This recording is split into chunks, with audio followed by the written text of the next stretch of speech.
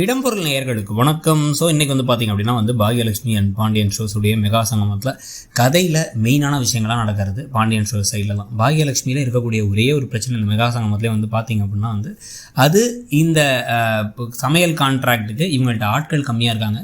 Minister கொடுத்த ஆட்கள் அந்த அளவுக்கு சரியில்லை. ஒன்றும் வேலை தெரியாதவங்களாகவும் இருக்காங்க, விட்டேத்தியாகவும் இருக்காங்க, செய்கிறல ஒரு ஆர்வம் இல்லாமல் இருக்காங்க.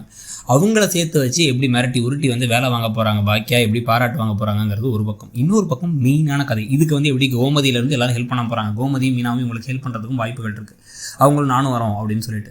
ஸோ இந்த மாதிரி விஷயங்கள்லாம் நடக்கிற போது இன்னொரு பக்கம் பார்த்திங்க அப்படின்னா கதையில் மெயினான இடத்துல இப்போ கல்யாணம் நடக்க போகுது ராஜியை இந்த கண்ணை மிரட்டிட்டு போகிறாரு. பிளாக்மெயில் பண்ணி நான் செத்துருவேன், நீ என் கூட ஓடி வரலாம் அப்படின்னு சொல்லிட்டு இருக்காரு.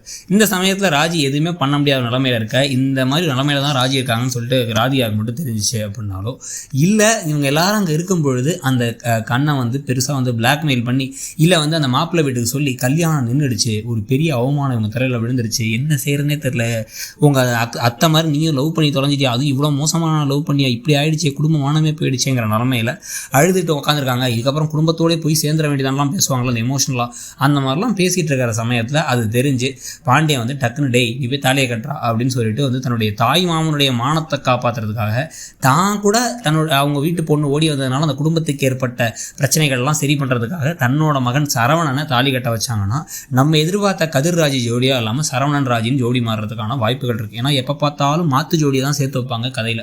ஆனால் இங்கே ஆரம்பத்தில் இவங்க எதிரும் பொதிருமா இருக்க மாதிரி தான் காமிச்சாங்க. ராஜியும் கதிரையும் சேர்த்து வச்சாலும் நல்லா தான் இருக்கும். அப்படி ஒரு பாசிபிலிட்டி வேணும் அப்படின்னா அதுக்கு கதிரும் ராஜியும் கண்ணனும் சேர்ந்து திருச்செந்தூருக்கு ஓடி போய் அங்கே கதிரை மீட் பண்ணுறதுக்கான வாய்ப்புகள் இருக்கணும். ஒருவேளை இங்கே சரவணன் தாலியை கட்டிட்டாரு ராஜி கையில், கல்யாணம் இந்த மாதிரி நடந்துருச்சு கழுத்தில் அப்படிங்கிற மாதிரி தோணுச்சுன்னா, அப்படி நடந்துச்சுன்னா அதை பற்றி உங்களுடைய கருத்து என்னங்கிறத சொல்லுங்கள். இந்த மெகா சங்கமம் இப்போதைக்கு எப்படி போகுதுன்னு நினைக்கிறீங்கிறதையும் சொல்லுங்கள். தேங்க்ஸ். இடம்பொருள் நேயர்களுக்கு